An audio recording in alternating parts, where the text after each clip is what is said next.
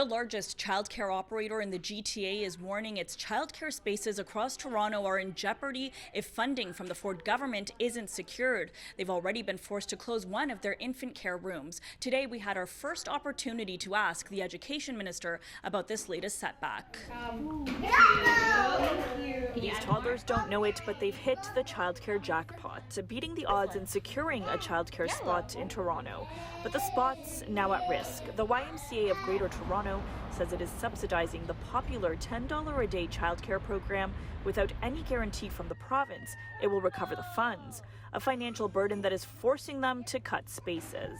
That's supposed to be about increasing access, not decreasing access. And unless they're able to provide us with full costs, we're going to be at a bit of a loss on how to continue to provide all of the services that are valued in our communities. It has already impacted programming. Parents at the Toronto High Park YMCA Childcare Centre received the startling news this week. Starting in January, infant childcare would no longer be offered at its Dundas Street location.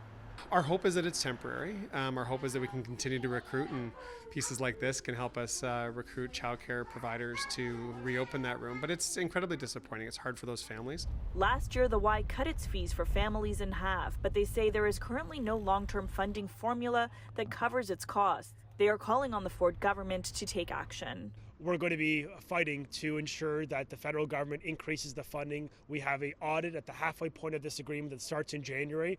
And in January, expect the province to vigorously speak up and stand up for our operators to make sure they get the funding. They were guaranteed by the feds. Is there no wiggle room in the provincial budget to increase funding on the provincial side? Is that this all has to come from the federal side? The federal government made a commitment on $10 a day. And it's the provinces of this country, our expectations that the feds will deliver the funds to meet the needs of this program. Another major issue, a sector-wide staffing shortage. The Y has been desperately searching for early childhood educators. Currently, only 18,000 kids are enrolled in its 35,000 available spaces because of the staffing shortage. Lecce says a major wage hike will be announced in the coming weeks. So we're going to be cutting fees, increasing spaces, and increasing wages. Together, we think this will help us meet our targets and increase the access of affordable childcare for families across Ontario. For City News, I'm Yazdani.